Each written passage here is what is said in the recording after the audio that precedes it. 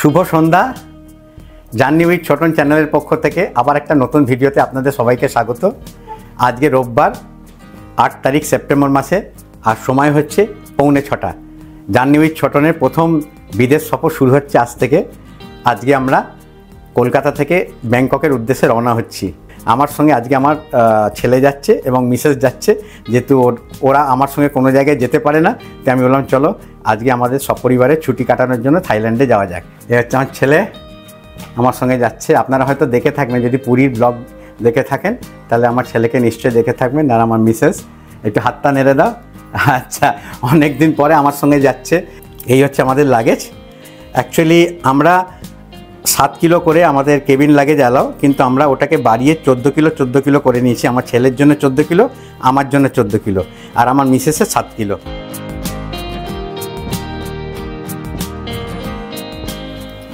আজ আমাদের গন্তব্যস্থল নেতাজি সুভাষচন্দ্র বোস আন্তর্জাতিক বিমানবন্দরের টার্মিনাল 2-তে, যেখান থেকে সব আন্তর্জাতিক বিমান বিভিন্ন দেশের উদ্দেশ্যে রওনা হয়। টার্মিনাল 2 এর গেট নাম্বার 4 থেকে আমরা চেক ইন করে প্রবেশ করব। পাসপোর্ট দেখিয়ে চেক ইন করলাম গেট দিয়ে, 4A দিয়ে ঢুকলাম। ওই গেট দিয়ে আমরা ঢুকলাম। সামনের কাউন্টার H থেকে আমাদের বোর্ডিং পাস দেয়া হবে।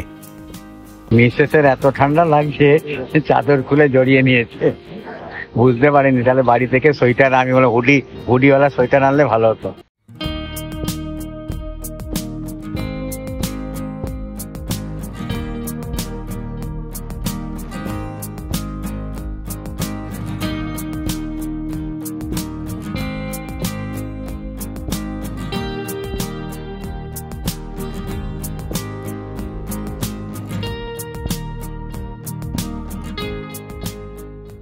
এখন সময় 6:45 বাজে। আমাদের কাউন্টার খুলবে 9টার সময়। তো মোটামুটি আমাদের ওই 2 ঘন্টা ওয়েট করতে হবে। আজকে আমি আপনাদের পুরো ডিটেলসে জানাবো কিভাবে আপনারা যদি একা এজেন্সি ছাড়া যদি এই থাইল্যান্ডে ট্যুর করতে যান, কিভাবে যাবেন, কি কি পেপার আপনাদের প্রসেস করতে হবে, কি কি ডকুমেন্ট রাখতে হবে, সব কিছু ডিটেলস আমি আপনাদের জানাবো। আমি কিন্তু নিজে হাতে সব কিছু করেছি, আমার ছেলে আমাকে হেল্প করেছে। তো আমি এক এক করে আপনাদের সব কিছু বলবো। এই থাইল্যান্ডের ট্যুর কিন্তু আমাদের 4 নাইট 5 ডে, এই 4 রাত্রির আর 5 দিনের ভেতর আমরা প্রথমে 2 দিন থাকবো ব্যাংককটা ঘুরে দেখাবো আপনাদের। সব এখানকার বৌদ্ধ ধর্মের যে মন্দির, সেগুলো আমি আপনাদের দেখাবো। তারপর ওখান থেকে আমরা আবার ফ্লাইটে করে চলে যাব পুকেট। তো পুকেটে গিয়ে আমরা 2 দিন থাকবো, তারপর ওখান থেকে আবার ব্যাক করে আমরা চলে আসবো ব্যাংককে। ব্যাংকক থেকে তারপর আবার কলকাতায় চলে আসবো। আমাদের ফ্লাইট নাম্বার হচ্ছে FD0121। কলকাতা থেকে আমরা যাচ্ছি ডংমিয়ং এয়ারপোর্টে, থাইল্যান্ডে। তো পুরো জার্নিটা আমি আপনাদের, আজকের যে ভিডিও, সেই ভিডিওটা আমি পুরো জার্নিটা আপনাদের দেখাবো। আগামীকাল সকালে যে হোমস্টে, সেই হোমস্টে যাওয়া অবধি আমি আপনাদের দেখাবো। আপনারা যখন আপনাদের পরিবার নিয়ে এই থাইল্যান্ডে বেড়াতে যাবেন আমার ভিডিও দেখে, তাহলে দেখবেন কোনো অসুবিধা হবে না। আমি আপনাদের ডিটেলসে সবকিছু বলে দিচ্ছি এক এক করে। আপনাদের আমি কয়েকটা জিনিস বলছি, যে এই যে ইন্টারন্যাশনাল ট্যুর করতে গেলে যে থাইল্যান্ডে আমরা যাচ্ছি, প্রথম থেকে আমি কি কি করেছি, কি কি কাগজপত্র জোগাড় করছি, সেটা আমি আপনাদের এক এক করে বলে শোনাচ্ছি। প্রথমে আপনাদের কিন্তু একটা পাসপোর্ট থাকতে হবে। সেই পাসপোর্টের মেয়াদ কিন্তু 6 মাস থাকতে হবে। 6 মাস থাকার, যদি 6 মাস না থাকে তাহলে ওটাকে আবার এক্সটেনশন করাতে হবে। তার মানে আপনাদের যে ভ্যালিড পাসপোর্ট থাকবে সেটা যেন 6 মাসের একটা ভ্যালিডিটি থাকে, তাহলেই সেটা গ্রাহ্য হবে আপনারা যদি কোনো বিদেশ সফরে যান। দ্বিতীয় হচ্ছে, আপনারা যদি কোনো বিদেশে যান তাহলে আপনাদের পাসপোর্টের পরে হচ্ছে ভিসা লাগবে। এই ভিসা পেতে গেলে কিন্তু আপনাদের এখানে অ্যারাইভাল অন ভিসা হচ্ছে থাইল্যান্ডের জন্য, কিন্তু এখন অ্যাট প্রেজেন্ট 11ই নভেম্বর অবধি ভিসা কিন্তু লাগছে না। তাই জন্য আমাদের এই যে আমরা যাচ্ছি থাইল্যান্ডে, এখানে কিন্তু ভিসা লাগছে না, ভিসা ফ্রি। 11ই নভেম্বরের পরে কিন্তু আপনাদের আবার 2200 ভাট করে দিতে হবে। থাইল্যান্ডে অ্যারাইভ হওয়ার পরে যে অ্যারাইভাল অন ভিসা বলে, সেইখানে গিয়ে ইমিগ্রেশন করার সময় কিন্তু আপনাদের এই 2200 ভাট দিতে হবে। যদি ফ্রি হয়ে যায় তাহলে আর লাগবে না। 3 নম্বর পয়েন্ট হলো মানি। আপনারা যে কান্ট্রিতে যাবেন, যেমনি আমরা থাইল্যান্ডে যাচ্ছি, ওখানে কিন্তু আমাদের পার ফ্যামিলি 20,000 ভাট নিয়ে যেতে হবে, ক্যাশ নিয়ে যেতে হবে। এটা কিন্তু কোনো ATM কার্ডের মাধ্যমে দেখালে হবে না, ক্যাশ আপনাদের পার ফ্যামিলি 20,000 ভাট নিতে হবে। আর যদি আপনি সিঙ্গেল যান তাহলে 10,000 ভাট নিতে হবে। তো আপনারা এই ভাট পেতে গেলে আপনাকে মানি এক্সচেঞ্জের ওখানে ইন্ডিয়ান কারেন্সি দিয়ে তারপর ভাটটা নিতে হবে। তাই জন্য আমি আপনাদের দেখাচ্ছি আমি কোন জায়গা থেকে এই মানি এক্সচেঞ্জটা করেছি। তাহলে আপনারাও কিন্তু ওই জায়গা থেকে মানি এক্সচেঞ্জ করতে পারেন। তবু আপনারা জেনে শুনে যাবেন, এবং তখনকার যে রেট হবে, যখন আপনারা যাবেন, যে ডেটে যাবেন তার 3-4 দিন আগে আপনারা কিন্তু মানিটা এক্সচেঞ্জ করে নেবেন। আপনারা যখন যাবেন মানি এক্সচেঞ্জ করতে, আমি যে অ্যাড্রেসটা দেখাচ্ছি, ভিডিওর একটা ক্লিপ দেখাচ্ছি, সেখানে কিন্তু ফোন নাম্বার আমি স্ক্রিনে দিয়ে দিচ্ছি। যাওয়ার আগে এই ফোন নাম্বারে আপনারা একবার কল করে নেবেন, কল করে তারপর আপনারা যাবেন। তাহলে সেই দিনের কারেন্সি রেটটা কীরকম যাচ্ছে আপনারা তাহলে আগে থেকে জেনে যাবেন। সামনে যে টাটা সেন্টার আছে, টাটা সেন্টারের পরেই যে গলিটা, সেই গলি দিয়ে আমাদের যেতে হবে এই মানি এক্সচেঞ্জ সেন্টারে। ঠিক টাটা সেন্টারের লাগোয়া যে গলিটা ঢুকে গেছে, সেই গলি দিয়ে আমাদের যেতে হবে। লিটল রাসেল স্ট্রিটের যে পোস্ট অফিস আছে, সেই ঠিক পোস্ট অফিসের পাশেই হচ্ছে আমাদের এই মানি এক্সচেঞ্জের দোকান।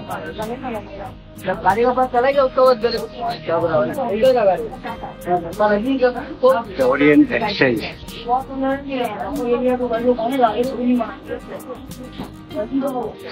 আমার কারেন্সি এক্সচেঞ্জ হয়ে গেল। আমরা টোটাল ফ্যামিলির জন্য 20,000 ভাগ নিলাম।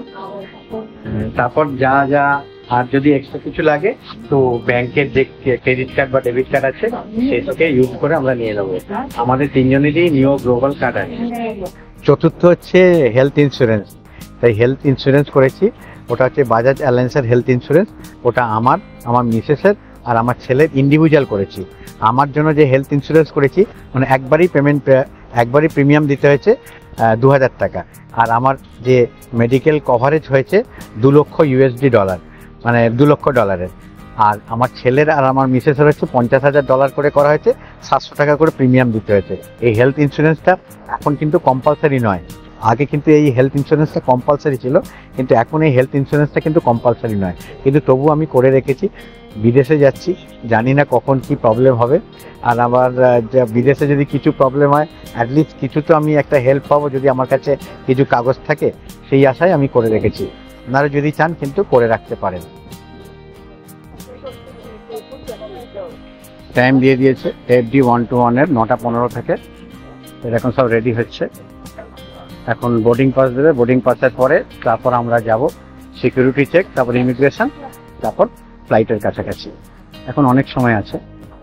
আমাদের সিকিউরিটি চেকিং, ইমিগ্রেশন সব কমপ্লিট হয়ে গেল, খুব সুন্দরভাবে কমপ্লিট হয়ে গেল, কোনো অসুবিধা হয়নি। খালি আমার ব্যাগ যখন চেকিং করছিল, এই হ্যান্ড ব্যাগটা, তার ভেতরে আমার ওই ট্রাইপডগুলো ছিল। তো ওনারা জিজ্ঞেস করলেন কী জন্য ট্রাইপড, এসে তো স্প্রিং আছে। তো আমি বললাম আমি যেহেতু ইউটিউব করি তো এটা আমার ট্রাইপড। বলে ঠিক আছে। সিকিউরিটি চেক হয়ে যাবার পর বোর্ডিং জোনে ডিউটি ফ্রি অনেক দোকান পরপর রয়েছে। এছাড়া অনেক স্ন্যাক্স ও খাবার স্টল, ইন্টারন্যাশনাল সিম কার্ডের শপ আছে।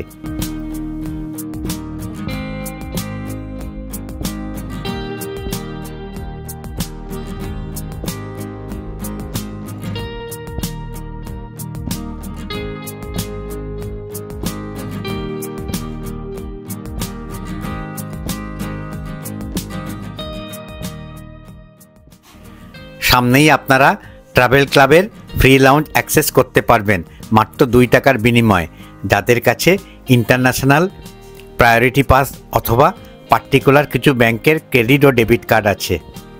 আমি ওই লাউঞ্জে গিয়েছিলাম, আমাদের যে কার্ডগুলো আছে নিও গ্লোবাল কার্ড, সেইগুলো আগে ছিল লাউঞ্জে অ্যাক্সেস ইন্টারন্যাশনাল, এখন শুধু ডোমেস্টিক লাউঞ্জে ওটা অ্যালাউ। তাই জন্য যেহেতু আমরা ইন্টারন্যাশনাল বোর্ডিং পাস রয়েছে, তাই জন্য আমরা আজকে পাচ্ছি না। তো তাই জন্য আমি বাইরে যে কাউন্টার, সেখান থেকে কিছু খাবার নিলাম। আমরা এই বিরিয়ানি ভাইয়ের থেকে ওই বিরিয়ানি নিলাম, আর ডবল এগ চিকেন রোল নিলাম। দুটো পড়লো আমাদের 990 টাকা। এই দেখুন, এখান থেকে নিলাম বিরিয়ানি, এইটুকু বিরিয়ানি 600 টাকা। আর মিসেসের জন্য ডবল এগ রোল হয়ে গেছে, এইটা হচ্ছে 600 টাকা, 390 টাকা। আমি 4 ব্যাগ মুড়ি এনেছি। ওই সব সময় আমি এই ডাব্বাটা ভর্তি করব, আর যখনই মনে হবে মুড়ি খেয়ে নেব। ছেলে আমার রেস্ট নিচ্ছে বিরিয়ানি খাওয়ার পর। কিরম লাগলো বিরিয়ানি? ভালোই লেগেছে। 390 টাকা। তোমার ডবল এগ রোল কি হলো? ডবল এগ রোল আর মোটামুটি ভালো। কিন্তু দামটা হিসেবে ভালো না। সামনে সিঙ্গাপুর এয়ারলাইন্সের বিমান দাঁড়িয়ে আছে, যাতে প্যাসেঞ্জার বোর্ডিং করছে। এরপরে খুব সম্ভবত আমাদের বোর্ডিং হবে। আমার ছেলে ডিউটি ফ্রি শপ থেকে ক্যাডবেরি কিনে আনলো। এবার আমরা ঢুকছি বোর্ডিংয়ে 12 নম্বর গেট দিয়ে।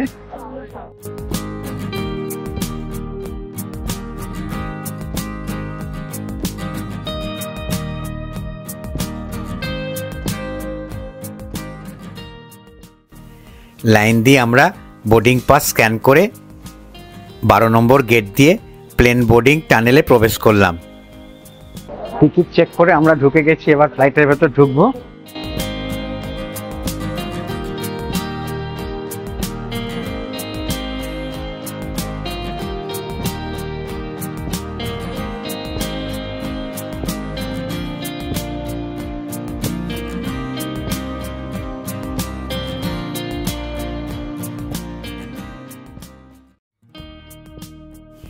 প্রবেশের মুখে কেবিন ক্রু আমাদের অভ্যর্থনা জানালো।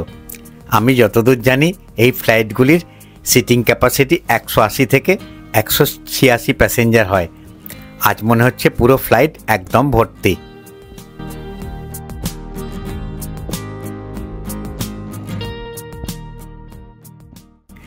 আমাদের সিট নাম্বার 22 ABC। পরপর 3টে সিট আগে থেকে সিলেক্ট করেছি, এর জন্য আমাদের কিছু এক্সট্রা টাকা দিতে হয়েছে।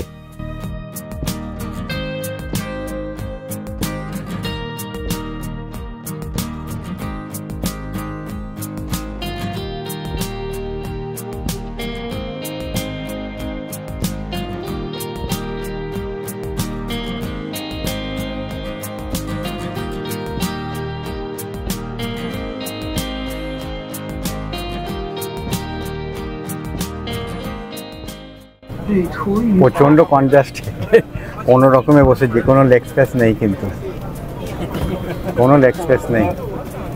সাইডে আমার ছেলে বসেছে, মিসেস মাঝখানে, আর আমি। কেবিন ক্রু আমাদের লাগেজ র্যাকের ডোর বন্ধ করে দিচ্ছে।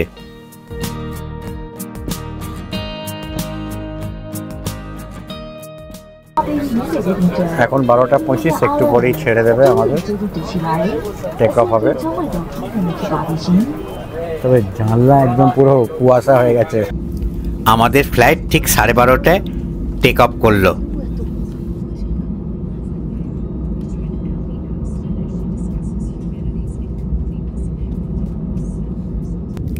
আমাদের প্রিয় শহর কলকাতাকে রাতে অপরূপ দেখাচ্ছে।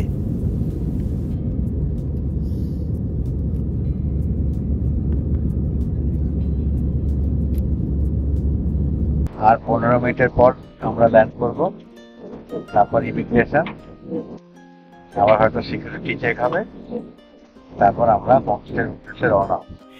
আমরা ব্যাংককের ডংমিয়ং ইন্টারন্যাশনাল এয়ারপোর্টে এবার ল্যান্ড করব।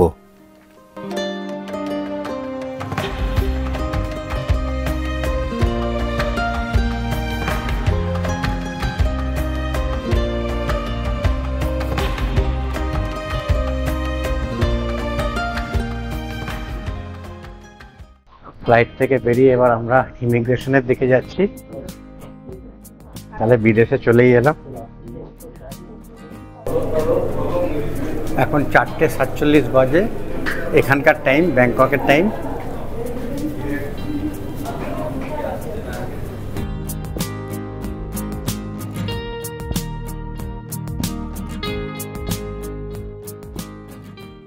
ইমিগ্রেশন হয়ে গেলে ক্লুক বলে একটা অ্যাপে আমরা সিম কার্ড নিয়ে নিয়েছি, ইন্ডিয়া থেকে পেমেন্ট করে দিয়েছি। এখানে খালি কাগজটা দেখালেই আমরা সিম কার্ড পেয়ে যাব।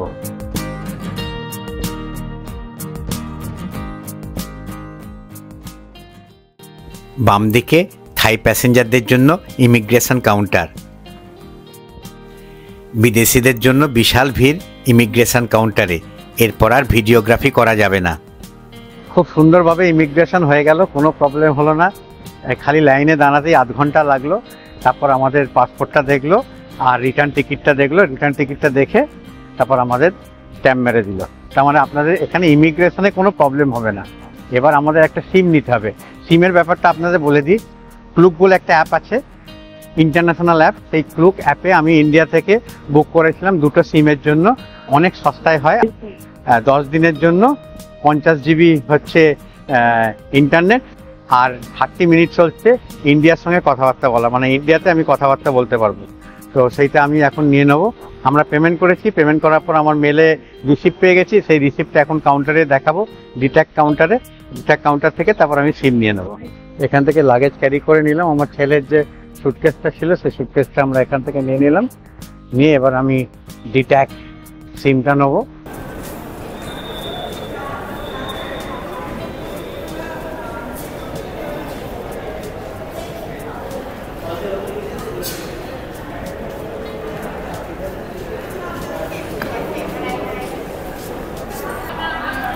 ওইটা লেখা রয়েছে ডিট্যাক্স সার্ভিসেস।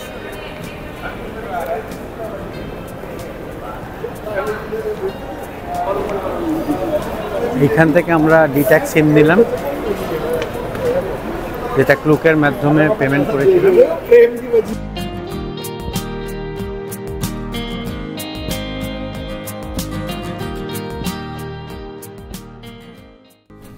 আমরা এবার এক্সিট গেট দিয়ে এয়ারপোর্টের বাইরে চলে এলাম। গেট নাম্বার 3 এর কাছ থেকে আমরা গাড়ি বুক করলাম আমাদের হোমস্টে যাওয়ার জন্য। কলকাতায় যেমনি ওলা উবের আছে সেরকম এখানে গ্র্যাব বা বোল্ট দুরকম কোম্পানি আছে যার অ্যাপের মাধ্যমে গাড়ি বুক করা যায়। এয়ারপোর্ট থেকে আমাদের হোমস্টে ভাড়া নিল 300 ভাট। আমরা গ্র্যাবের মাধ্যমে বুক করলাম। ডংমিয়ং এয়ারপোর্টের কাছে কোনো ভালো থাকার জায়গা নেই, আপনাদের সিটির কাছাকাছি থাকতে হবে যেখান থেকে বাস, ফেরি ও মেট্রো পরিষেবা পাবেন। আমরা হোমস্টে বুক করেছি গ্র্যান্ড প্যালেসের কাছাকাছি, যা আমাদের একটু সস্তা পড়েছে। আমরা যেহেতু গ্র্যাব বা বোল্ট অ্যাপের মাধ্যমে ঘুরব, তাই মেন শহর থেকে একটু সাইডে হোমস্টে বুক করেছি।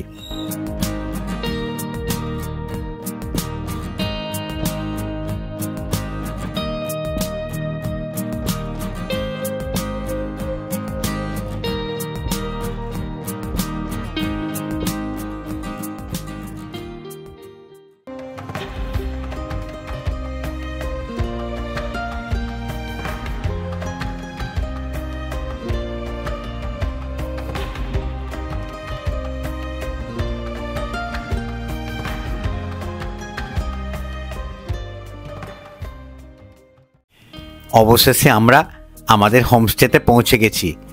এয়ারপোর্ট থেকে আসতে আমাদের সময় নিল 45 মিনিট। আমাদের হোমস্টের নাম আলমেদা সুটস হোটেল। এই হচ্ছে আমাদের বিল্ডিং হোমস্টে। আর এখানে কি সুন্দর সিস্টেম দেখুন, আমাদের একটা কোড নাম্বার দিয়ে দিয়েছে। কোড নাম্বার অনুযায়ী লকটা খুললাম। লকটা খোলার পর আমাদের ভেতরে এই চাবিটা ছিল, আমাদের রুম নাম্বার চাবি 128 রুম নাম্বার হচ্ছে আমাদের অ্যালটমেন্ট। তো সেটা বার করলাম, তারপর এটা দিয়ে তারপর এখানকার সিস্টেম খুললাম। খুলে এইটা টাচ করলাম, মেন গেট খুলে গেল। খুব সুন্দর সিস্টেম।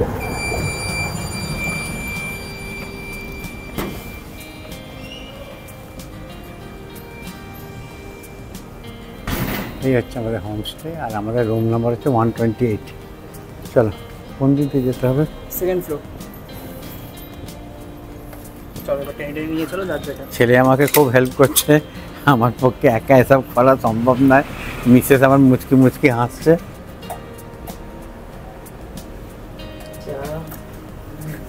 সব হচ্ছে অটোমেটিক সিস্টেম। স্মার্ট কার্ড তো এগুলো, স্মার্ট কার্ড দিয়ে ওপেন করে কি কার্ড অ্যাক্সেস নিজেরা অপারেট করো। সেকেন্ড ফ্লোর, এটা হচ্ছে রিসেপশন। কেউ নেই, নিজেদেরকেই নিজের ঢুকতে হবে। পুরো সেলফ চেকিং, মানে কেউ নেই।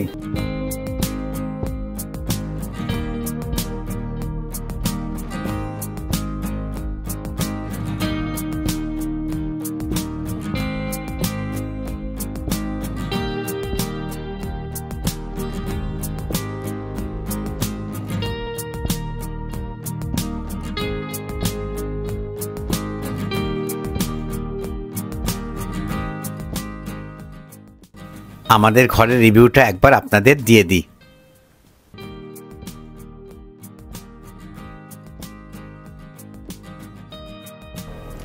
আমাদের রুম হচ্ছে 128 এই হোমস্টে।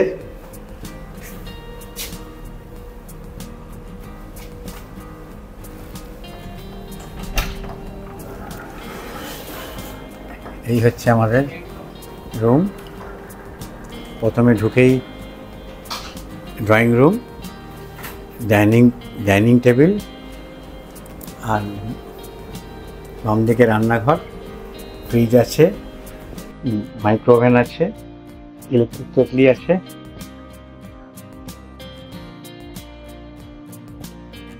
তারপর ইলেকট্রিক বার্নার আছে। আর এটা হচ্ছে কিচেন রুমের সিঙ্ক। আর এটা হচ্ছে ফ্রিজ। ঠিক কাজ করছে, ডবল ঠান্ডা একদম। আর ইন্টারনেট ওয়াইফাই।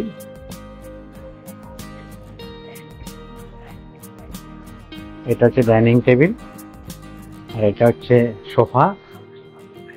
এটা আরেকটা সোফা। এটা হচ্ছে এসি, আর এটা হচ্ছে টিভি।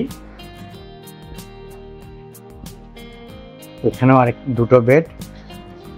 এগুলো হচ্ছে ড্রয়ার, হেয়ার ড্রয়ার দিয়েছে, মিরর আছে। আর এটা হচ্ছে বাথরুম।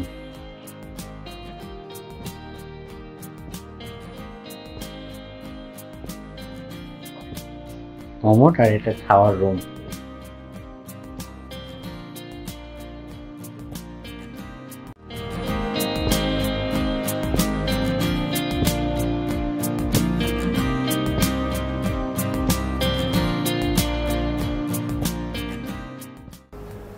এটা হচ্ছে ব্যালকনি, সুন্দর একদম,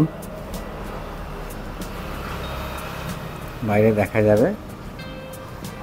এটা কাপড় জামা শুকানো স্ট্যান্ড।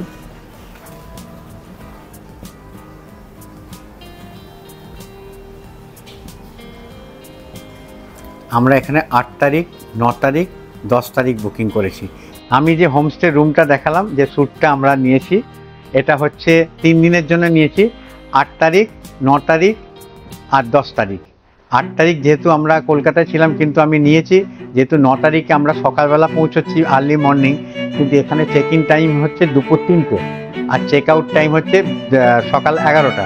তাই জন্য দুপুর 3টে অবধি তো আমি ওয়েট করতে পারবো না, তাই একদিনের আমি চার্জ দিয়ে 8 তারিখে বুকিং করেছি। আমাদের এই শ্যুটটা 3 দিনের জন্য চার্জ করেছে 8,632 টাকা। আজকের ভিডিওটা আমি এখানেই শেষ করছি। আবার আজকে যখন আমি বেরোবো ব্যাংকক লোকাল ট্যুর, আমার দ্বিতীয় পর্ব শুরু হবে। আশা করি আজকের ভিডিওটা আপনাদের ভালো লেগেছে। যদি আজকের ভিডিওটা ভালো লেগে থাকে তাহলে অতি অবশ্যই একটা লাইক দেবেন, আর আমার ভিডিওটাকে ম্যাক্সিমাম শেয়ার করার চেষ্টা করবেন। আপনারা যদি বয়স্ক মানুষ হয়ে আমার মতো একা কোনো এজেন্সি ছাড়া থাইল্যান্ড ঘুরতে আসেন, তাহলে আমার ভিডিওটা দেখে নিশ্চয়ই লাভবান হবেন। তাহলে আমি ভিডিওটা এখানেই শেষ করছি। আবার আপনাদের সঙ্গে দেখা হবে আমার দ্বিতীয় পর্বতে। দ্বিতীয় পর্ব বলতে আজকে 10টার পরে আমি যখন বেরোবো লোকাল ট্যুর করতে, সেইটা আমার আজকে দ্বিতীয় পর্ব হবে।